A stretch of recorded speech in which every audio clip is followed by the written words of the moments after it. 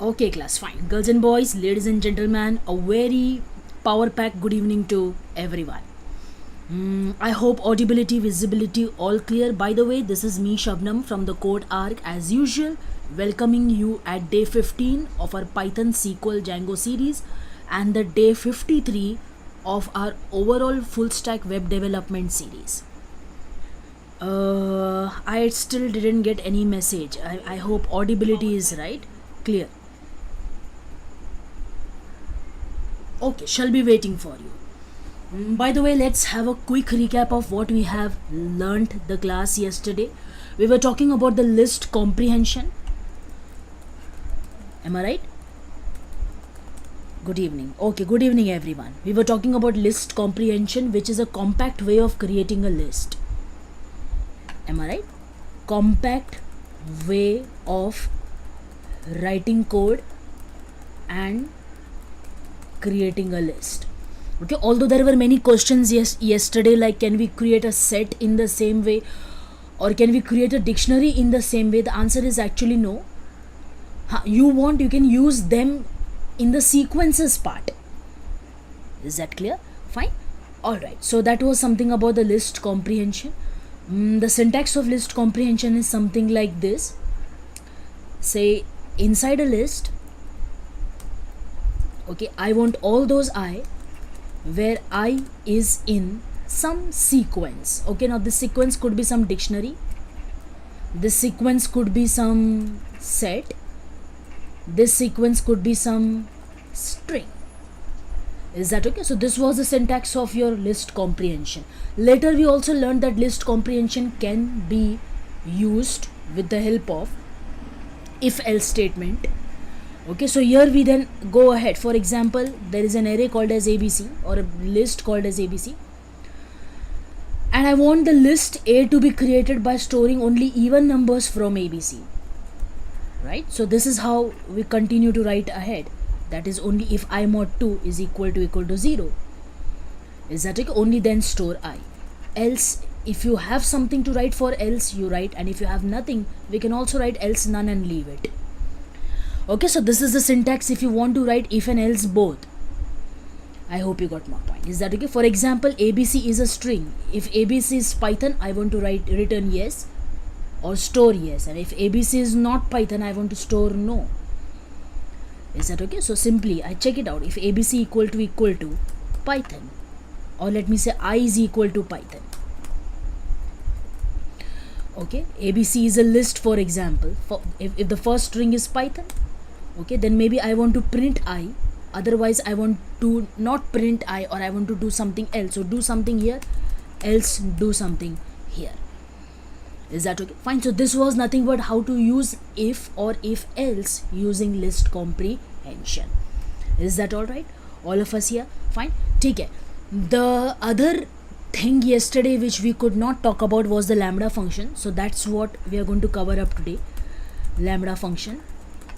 Okay, and then some topics from the function part which we started on day 13 but could not complete them. Okay, so remaining part of functions. Okay, that is how to pass arbitrary argument, how to pass function as a parameter to some other function, so on and so forth. Is that okay? But before that, some questions that were coming yesterday, like why are we using to loop to print this type of list? For example, A is a list, and this list contain list of list. Okay, like A is a list of other list, for example, and the second element here is 4 5 6, third element here is 7 8 9. So, okay, so if I simply run a for loop over this iterable A, okay, if I say print I, okay, if I could say print I, so this is what the output looks like. And this is not wrong also because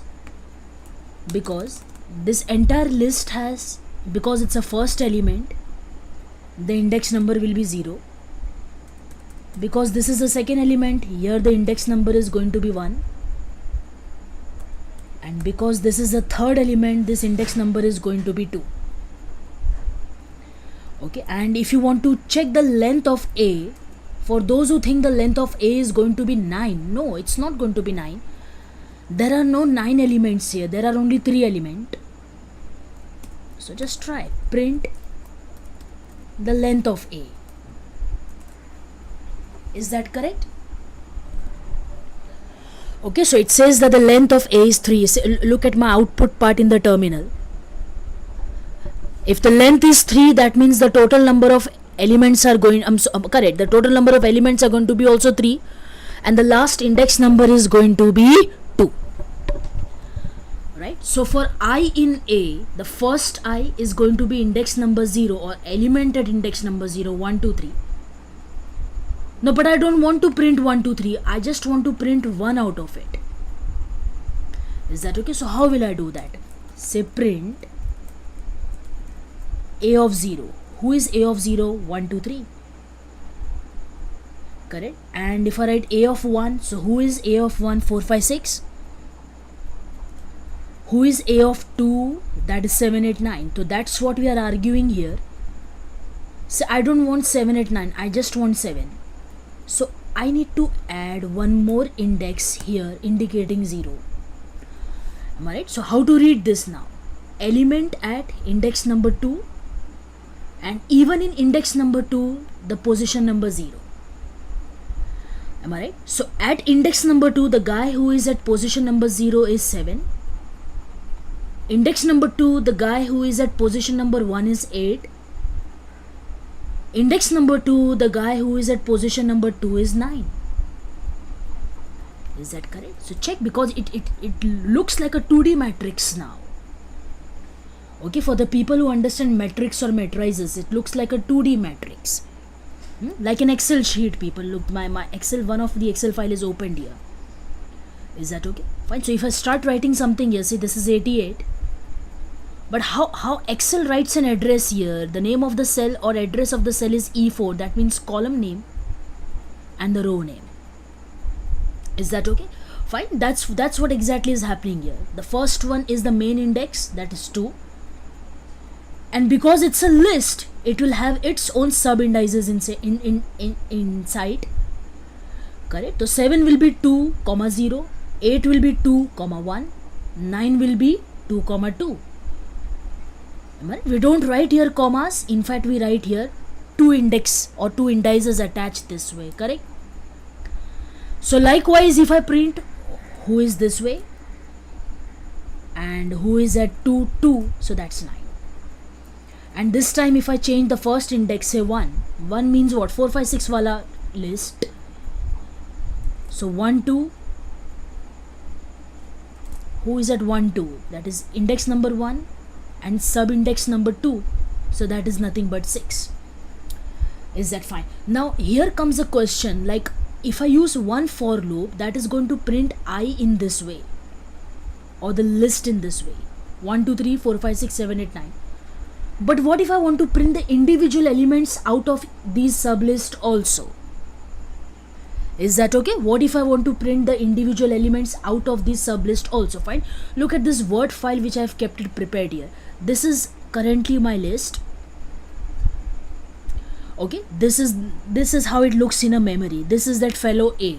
A is a list, or A is a variable holding list of list. Is that okay? Now when you say A of 0, come on, A of 0 people. So this entire row is A of 0, the one which I am highlighting. Okay, the one which I am highlighting. This entire row is A of 0. Correct? This entire row is A of 1.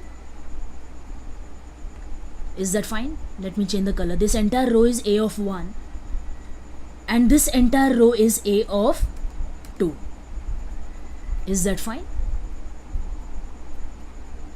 All of us? So A of 0, A of 1 and A of 2. Is that okay? Fine. So now when you write 1 here, so if you see, this is the intersection of 0 and 0, because this list at A of 0 itself will have its own local indexes, correct? Right, so what is the position number of this 1 actually? This is 0, 0. Okay. How about here? This is 0, 1. How about here? You look, this is intersection of 0 and 2. So this is going to be 0, 2. Am I right? How about here? The 4 will have index number. People, this is 1. Mention the row number first. That is 1. And then the column number of that particular row. That is 0. Is that okay? How about 5? Mention the row number first. That is 1. 1. And then the column number of that particular row. Is it right? So that's again 1. And finally this will become 1 and 2. Is that fine? So similarly this will be 2 0 and this is gonna 2 1 and this is going to be 2 2. Am I right? Now tell me, now come on, let me keep my cursor here and type the code. So for I in A, ignore the case here please. F is small, I is small or big, whatever. For I in A, now if I say print I, the first I is going to be A of 0. That means it's going to be this entire row. But even in this row, if I want to print the numbers one by one, so I will actually have to use another loop. Right? So for, let me say another variable this time, for j in I. Am I right? And I say here, don't print I, but instead print j. Give me the dry run, how will it work? In loop number 1, I is 0. Am I right? I is 0, people. I hope you got my point. I is 0. Or if you are not dealing with index numbers, come on, if you're not dealing with index numbers, so let us say this way, I is 1, 2, 3. Am I right? And in loop number 1, j in I, so the first j is going to be 1 because this is how I looks like, 1, 2, 3. So the first j in I is j equals to 1, print j. The second j in I is going to be 2. Individual element the j is iterating over. Is that okay? So the second j in I is going to be 2. Print j. So the j will be printed. And the third j in I is going to be 3. So j will be printed. Alright. Loop will increment and it will try to search the fourth j in I. But because it was end of the list found, you will come out of the inner loop. But you are still stuck up in the outer loop. It's a nested loop, correct? Am I right? Fine. So this condition won't happen or won't turn true. Now this will what happen in loop number 2. Next I in A. For each I, correct?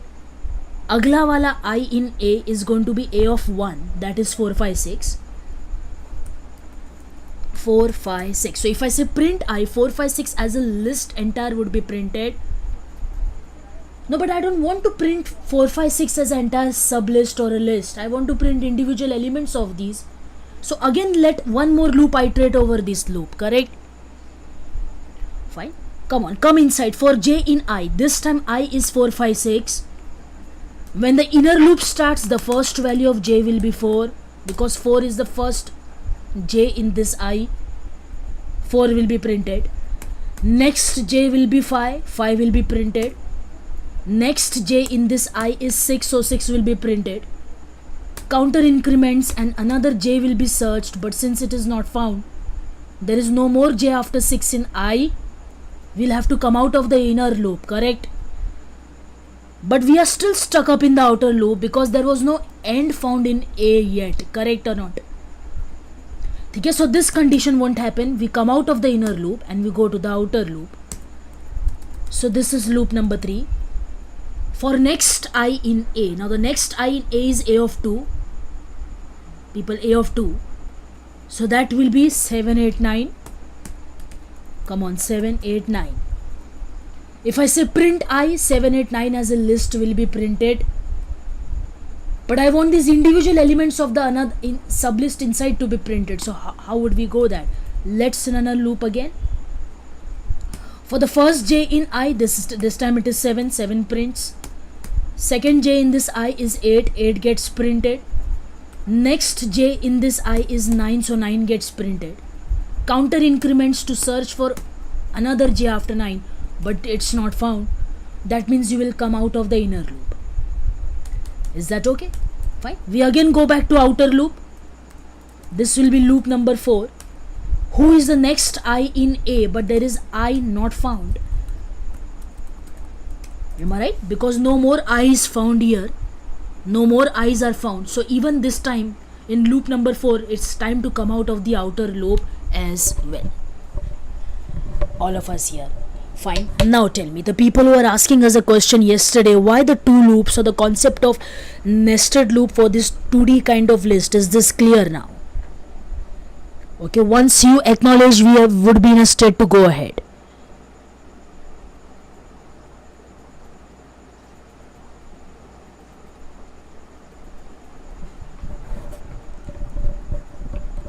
Cool? Shall we?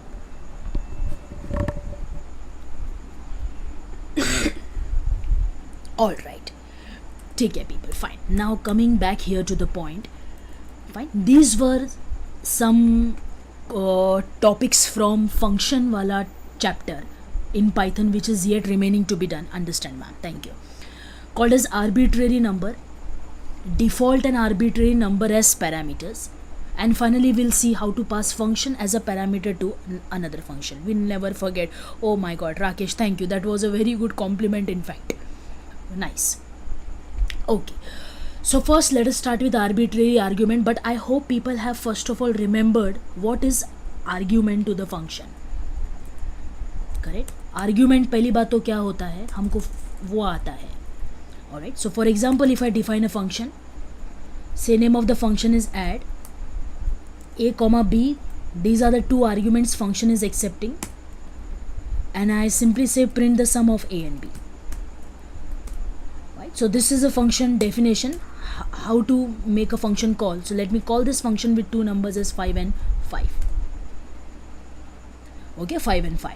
Right, so if I could run this very simple code, just to revise and brush up our concepts. Yep, it says 10. I hard coded the two number. The better way is you accept these two numbers as input from the user.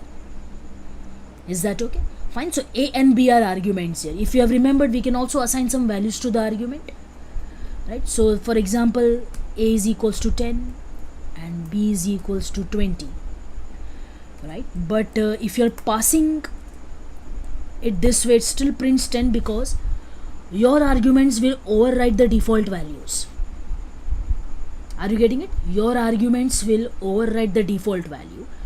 And suppose if I do not pass any argument here in the function call, so in that case it will take the default values. Okay, please write to us in the chat section this part was clear or not. In case if you do not pass any value, the default values will be taken. This is what exactly happens in those range function and all when we use it. Range functions, people, right? For example, from 1 to 11. But if you do not specify the step size, the default step size in the definition is already written 1. Okay, assume there is one more argument here like this. Okay, but if you pass a step size of something like 2 or 3, yeah, this will be definitely overwritten by your preference and choice. Is that okay? Let me get rid of this. This was just to show you. Fine. Okay, one more advantage of using arguments with their names is like you can interchange also. Say if I want to write b first, b9 and a is 8. Okay, b9 a8. Now here it doesn't make a difference because 8 plus 9 or 9 plus 8 as per algebraic law of associativity, that is same.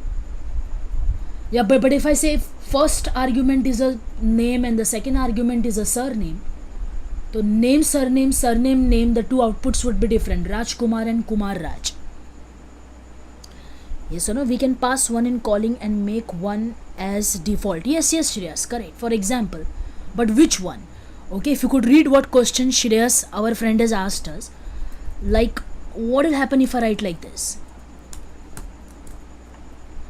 Okay, the function add is actually accepting two argument, but I'm calling the function with only one argument. Okay, so the first one taken is 9. The first one taken is 9 because my argument got overwritten or replaced with the value, default value of 10. and because you did not mention the second one, default is taken as 20. What if I want to pass some value to b but I want to keep a default? Okay, so let me specify, भाई ये b था, जो मैंने पास किया वो b है. आप नहीं बताएंगे तो by default it will be a only, the first argument. So what is an expected outcome now? So b is 9, 20 got overwritten by 9, 20 got overwritten by 9, and 10 plus 9, that is 19. So this is the output. Is that clear? All of us. But people, see, the thing is what, I don't know in advance. Look, my lecture starts from here, this point. I really don't know in advance how many numbers the user might want to add. Okay, you will ask me to add 7 numbers, or you will ask me to add 2 numbers, or 20 numbers, or 200 numbers. So when you don't know well in advance how many number of arguments a function is going to accept, we declare function argument as arbitrary argument. जब developer को पहले से नहीं पता होता है, programmer developer को पहले से नहीं पता होता है, we don't know in advance, we don't have a clear idea how many arguments are going to be generated. I hope you got my point. For example, today's sales, I don't know in advance a real-time data how much sales is going to be generated, how many items you are going to add in your cart. You understood? I go to some e-commerce website like Amazon, Flipkart and eBay. But how many items you are going to add in the cart? How will I come to know in advance while coding to multiply with price and generate amount for the bill? So that's going to be an arbitrary argument. Is that okay? Fine. Now how we will create an arbitrary argument here? Let me change this part only. So I simply write here asterisk a. Okay, asterisk. People, do not be confused. For my friends who are coming here from the background of C++, especially, where this actually mean pointer. Okay, we are not talking about any pointer, especially in terms of C. Especially in terms of C, no, we are not dealing with any pointer here. Asterisk and then followed by the variable name means arbitrary argument. A can hold as many arguments as it can be. Alright, fine. Now here, suppose if I write like this, 2, 3, 4, 5, 6. Okay, 2, 3, 4, 5, 6. Let me just write first print A. Okay, print A. Let's see what happens. I hope you got my point. So this entirely is A. Are you getting it? Print A. So this entirely got received in A. Okay, print length of A. Print the length of A. Let me run from here. Okay, so the length of A is total 5. Right? Or maybe if you're interested to know what was the data type of A. 1 minute, please. Okay, so it got received as a tuple. So it makes sense to receive by default as a tuple. It makes sense by default to receive it as a tuple so that further any internal changes won't happen. Yes, it's tuple, correct. What's the data type? It's tuple, right? You look, I'm executing in front of you. Now what if I want to find the sum of each of the numbers in this tuple? Sum of each of the numbers in this tuple. So let me do this way. For I in A, sum is equals to sum plus I. I hope by now we all have got used to this shorthand format. This is equal to, right? Come on, sum equals sum plus I. So plus equal to is a shorthand, but there is no sum defined here. So let me initialize this fellow to 0. So now if you could execute this entire function. Okay, what is missing? I'm not printing sum. So either you print sum or you return sum. But do take care of indentation, guys. That's very important here. You need to take care of the indentation. You see where am I writing print sum? Outside for. Okay, outside for. And if I write by mistake inside for, okay, the sum is 20, I agree with it. If you write inside for, So that is going to print the sum in each iteration, correct? Okay, so 2 plus 3 is 5, 5 plus 4 is 9, 9 plus 5 is 14, and 14 plus 6 is 20. I hope you're getting it. No, but I don't want to know this intermediate outputs. Is that okay? I don't want to know the intermediate outputs. I just want the final output 20. हमको नहीं जानना है भाई 20 कैसे बनते बनते आया. My friends who understand Hindi here, 20 कैसे बनते sum होते होते आया. How 20 kept, how the numbers kept adding and become 20. We are not interested to know the fact. Right? So make sure that you printing this final answer outside for, but inside the function. Right? So indentation must be taken care of. That's what I want to say. Is that okay? Fine. So how about using the combinations of both? Guys, now you people help me. In fact, we would be always very, very glad if you're working simultaneously along with us. Okay? Our always advice to you, please attend the classes with laptops or computers with you, other than watching like a movie on a mobile phone. Please. Okay, that will be helpful to you. Okay.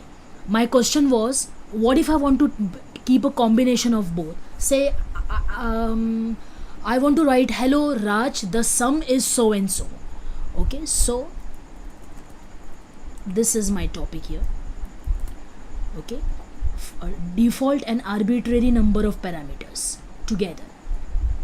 Okay, if you could see the one which I have highlighted, the default and the arbitrary number of parameters. Okay, here we go. Let me show you one simple example.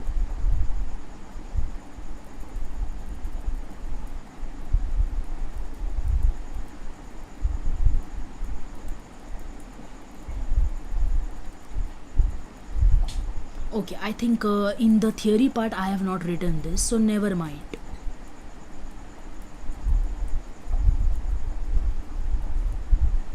Okay, never mind. Let me do it for you.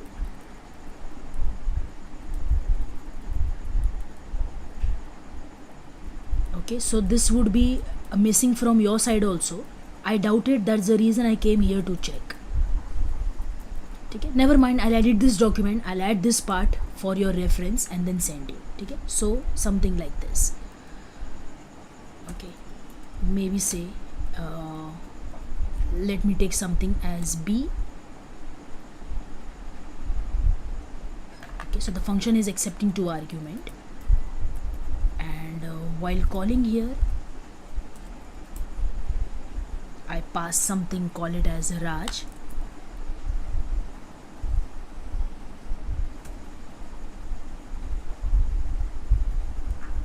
Okay, let me first run up till here.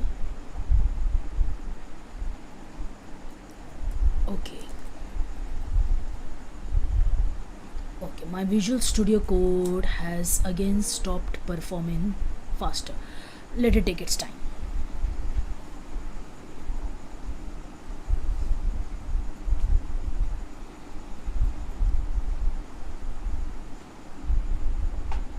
Okay, fine, so it accepted, but I said I want to print something like this, hello Raj. Okay,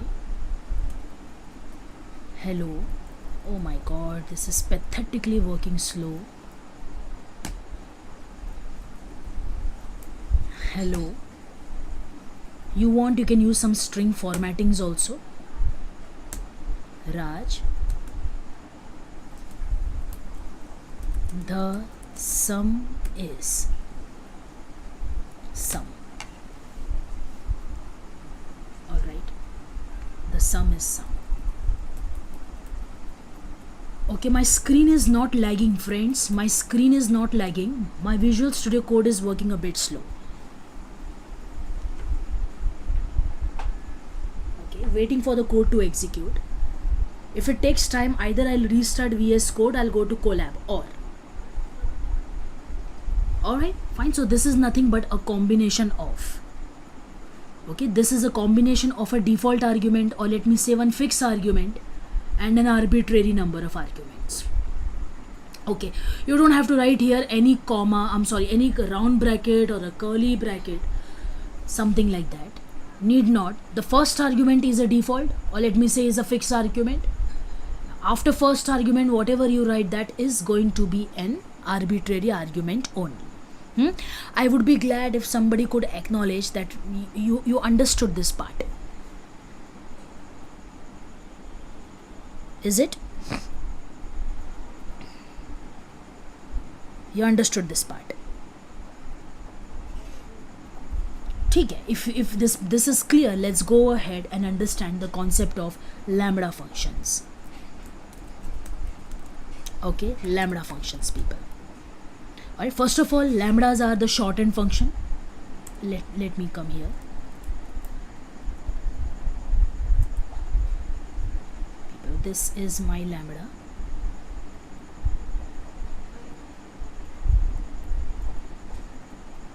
I hope I've kept it open. Yeah. Okay. So here we go. If you have remembered the way we created anonymous functions in Python, anonymous functions in JavaScript. Okay, fine. So this is what is a lambda function. It's a small anonymous function. The reason why we call it as anonymous because it doesn't have any name. Okay, it does not have any name. Like I created a function called as add. That was not an anonymous function. It was a function by name. Okay, so even if a function has a name, the function call becomes easy. Here lambda is an anonymous function. It doesn't have any name of its own. It can take any argument, but it has only one expression. You cannot write more than one expressions to lambda. I hope you got my point. Like you are inputting a number x, and then you are trying to find x is divisible by 4, and then you are also trying to find x is this, and you are also trying to write an expression for x to be that. No, lambda, it's a small function. The way we have designed the syntax, it can be coded in a small fashion. So function can take any arguments, but it can write only one expression for them. That's what the point I have written it here. For those of my friends who know, it is very similar to anonymous functions in JavaScript. Okay, now ideally we use lambda when we need to write an anonymous function inside another function in some other function. Now this third point we have a time to come to, most probably tomorrow, where I will teach you the applications of lambda, people, where lambda is used, like filter function, map function, zip function, right? So till then you have to keep patience. How can we use anonymous function inside some another function? Is that fine? Okay, so first of all, let's write a small code to demonstrate how to create a lambda function. Remember, lambda functions are not created using def keyword. These functions are rather created using the keyword lambda itself. Okay, so let me give you one demonstration here. Okay, fine. Say lambda. Okay, function, people. It always has to receive an argument. Remember, you have to pass some argument to lambda. Okay, say I'm passing some argument in x, and I just want to print x. You understood? I just want to print x. Finish. So how to read this? This function is accepting an argument x. You look, function has no name here. Like, you know, if you're expecting me to code something like this, had it been a function using def, the function would have had some name and x in the round bracket. You understood? Let me write a simple function to demonstrate that. Say def, define a new function display. It is going to accept an argument and simply print that argument. Okay, simply it's going to print that argument. I hope you got it. It print argument or it returns argument. Okay, here this function has no value, or let me say no name, not value but no name. So you can't write something like name of the function and in the round bracket argument simply write the argument. Alright, so it receives an argument x and it returns the same argument. Alright, now where you want this value to be held, say I'm storing in some variable called as result. Okay, later on I will tell you this method is not preferred with lambda assignment, because then the essence of lambda goes into vain if you're assigning here to something on the left side, right? But just as of now, how we will call this function, that's the reason I'm storing the result in some variable called as result. Okay, so let me see how to print it. I say print. Now this function has no name. How will you call the function without name? Here, with the help of variable in which it is returning a value. Are you getting it? I repeat one more time. The function that has no name, how will you call it? कैसे बुलाएंगे आप उसको?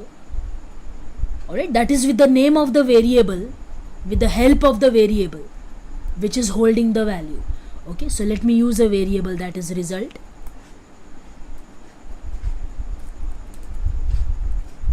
Okay, and because this function lambda is accepting an argument, one argument, so let me call this result with some argument inside, say 5.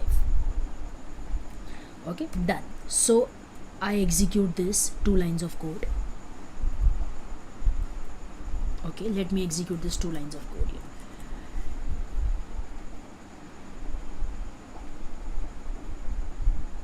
Okay, so it is 5. Hoping you're understanding. What if I want to return the square of this number?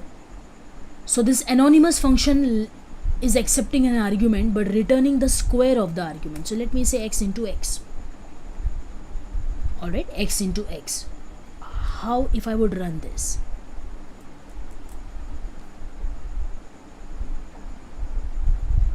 Correct. So similarly, if I wanted to return the cube of it, nothing but x into x into x. Hoping you are understanding it, right? This time let us see how to write a lambda by accepting 2 arguments. Okay, so let me take another variable, say result 1. This is my lambda. Okay, say there are 2 arguments this time, x comma y, and I simply want lambda to return the sum of xy. Okay, you don't have to write the return keyword here, people. By default, lambda returns one value. Okay, by default, lambda returns one value. It always returns something. Whatever lambda is returning, we are accepting in our response variable. Got it?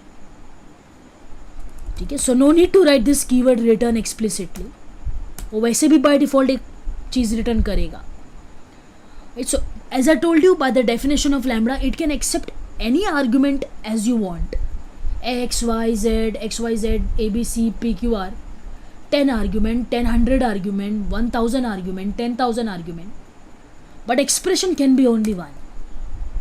Okay, this time my expression is x plus y. Last time my expression was x into x into x, something like that. Okay, so how do I call this? Come on, how do I call this? I simply say print. Oh, one moment here. Okay, print. Okay, let me call it by the name in which I'm storing the result. So that's result, and by passing, but how many arguments we need to pass this time? 2 arguments, since the lambda function has been created by designing 2 arguments. Okay, if you write just 1 argument, maybe the function up will be called. Acha ha, because I've written result here, people, it should be result 1. Am I right? This should be result 1. If you write result, you're calling the upper function, lambda function, and then it will return an error because this function is accepting only 1 argument. Okay, way in, way out. Okay, fine. So if I could run these 2 lines of code. Okay, I think I need to run this full. Selection was wrong.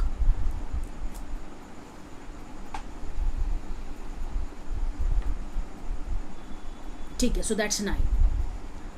Hope you got my point. Let's write a lambda function this time which will accept a number, but I want the number to be printed only if it's an even number. Okay, shorthand function lambda. Fine. So let me say this is again result or result 2, whatever. Lambda. It accepts a number. It accepts a number. Now what was that shorthand method of writing if, people?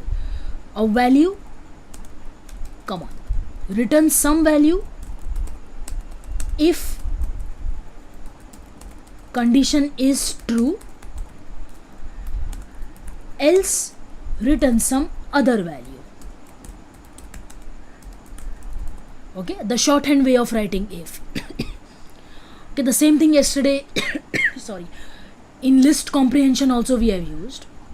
A if the condition is true, else B. Am I right? A if the condition is true, otherwise please print B. Right, so how would we do that? Okay, so return X if X, one minute, if X divided by 2 is 0, that means if it's an even number. Okay, if suppose you don't write the else part, you look what happens. If you don't write the else part. Okay, so the number I'm passing is 4. I know very well 4 is even, but it is showing some syntax error here. Okay, and if you try to run this,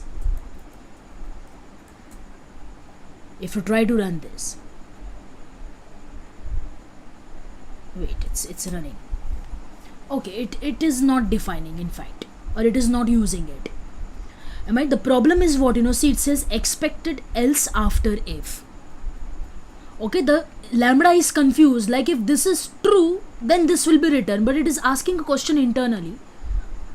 Internally it is asking a question, what if this condition is not true, so what to return then? Because lambda compulsory has to return some value. Are you understanding the meaning of the error here? Lambda compulsorily has to return some value. If this condition is true, it will return X. But if this condition is not true, what to do then? Okay, suppose if you don't want to do anything, so you can simply write like this and escape this part. Return none. Okay, I want to return X only if it is divisible by 2. I don't want to print if it is not even number. Right? So if you have nothing to do, just write else none. But you can't leave it blank, because the function has to return something. If the condition is true, it will return. But what if the condition is not true? So it can't execute that part. It mandatorily has to return some value back. Correct. So this time if I execute it,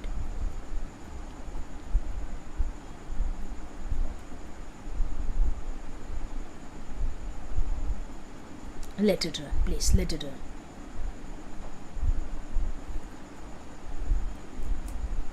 Okay, it is printing, that is 4. Am I right? And suppose if I execute the same function with 5, value as 5, if I execute, no, it prints none, sorry. Is that okay? All of us? Fine. Okay, say instead of none, if I type some string. Okay, so that is returning this string this time. Am I right? Or if I want to write here also a message that is even. Okay, so this string must be written if it is divisible by 2, and if it is not divisible by 2, not even kind of message can be returned. Is that okay? All of us here? Fine. Okay? Acha. Alright people, one more thing now. I will stop this expression part here, but using lambda you can even write if else ladder, if, else if, and then else if, and then else if. So you have to do some R&D, learn on your own that how to write so many ifs and else ifs, inside lambda. No, you cannot expect a loop to run here. Please don't do that. Alright, वो इतना करता है वही मेहरबानी है. Understood? How much more can you write using this shortened expression? Alright, so this was a part of lambda. Lambda can be used in many more ways. Lambda has a lot of application of lambda, like how can lambda be used in some other function as an argument, that we will learn in application using filter function, map function, reduce function, most probably tomorrow. Okay, but before I could wind off the class today, I've got one small topic to discuss, that is self-invoking lambdas. Okay, how to create lambda. Okay, all this is done. Lambda with 2 arguments, it is done. Lambda returning square, done. Cube, done. Lambda with multiple variables, done. Lambda inside another function that we will be doing tomorrow.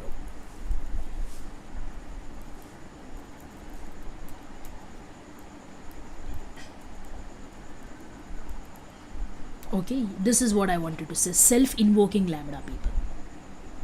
Okay, self-invoking lambda. For example, okay,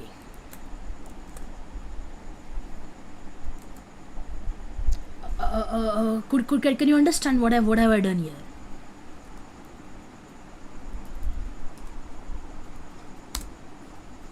Somebody who can explain, like, okay, this time can you do that? See, this is the problem. You need to enclose it in a round bracket. Okay, so this entire lambda definition, I have put it in a round bracket here. You see what it is doing? My lambda function, which is an anonymous function with no name, is accepting 2 argument. The function is accepting 2 argument. It's adding them. But you see the return value I'm not storing anywhere. I'm not storing. If you want, you can even do that also.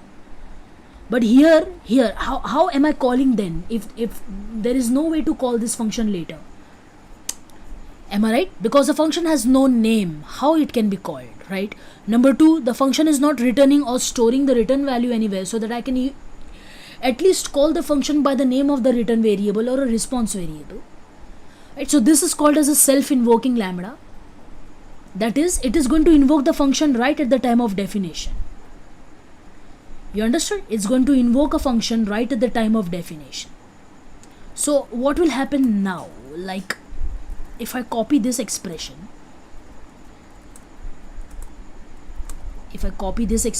and I put it here,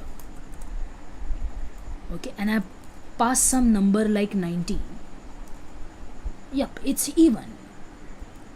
And if I pass some number like 95, no, it's not even. Is that okay? Fine. So this is like a shortened function. Today we have just learned how to create lambda, how this is useful, when it is going to be used. All this will be covered up in the application of lambda. Hoping you are understanding it. All of us fine. Okay. Okay, let me still give you the hint of this one. Using lambda inside some another function. Okay, so if you could see this part, come on, let me see if you can understand on your own. Check this one. So I'm creating one function here called as power. This function power is accepting an argument x, right? So you see here I called power with argument 2. So one thing is very clear, x has received the number 2. Am I right? X has received the number 2. Now what is this function power doing inside? It is returning whatever is the return value of this lambda function. That means whatever lambda is returning, the power is returning to the caller. Right? Now what is this expression doing? Lambda itself is accepting an argument n, and I'm finally expressing x raised to the power n. Right? But the thing is, how will you call this function together? So if I just write like this, look, come on, if I just write like this, so it's not showing me any output. In fact, the reason why because you look, lambda is okay, 1 minute, I did not select it properly. Okay, so there is no output. Tell me how 2 got received by x. Am I right? But this is lambda function did not get call only because this function accepts at least 1 argument. Am I right? So you better pass that argument here itself, again like a self-invoking. So I'm passing the number 3. Am I right? Because this, you are using number 3 with no name as a function behind. This is but obvious understood that when the power is called, this number 3 is going to be called to some lambda function inside power. Are you getting it? This argument 3 is going to be used by, or is going to be assigned to some lambda function inside power. Alright, so 2 will be received in x, 3 as an argument will be received by lambda inside power. Now x is 2, n is 3, 2 raised to the power 3, exponent operator, that's nothing but 8. Am I right? That's nothing but 8. So let me see what is the output here. Okay, I think I'm not printing here. So let me print this. So let's say print cube.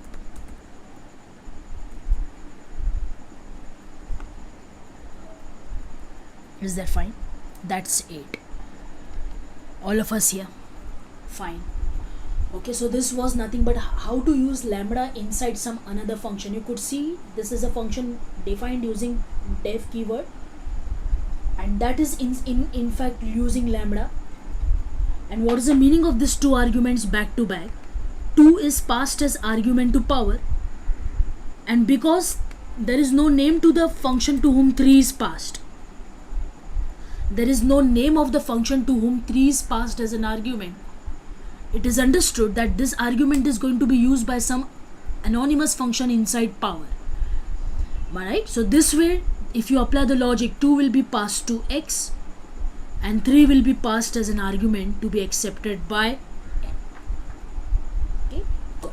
Please acknowledge to us in the chat section the concepts understood. So this was the remaining part of, people, this was altogether the remaining part of, what should I say, our lambda functions as well as our lambda functions as well as our function part.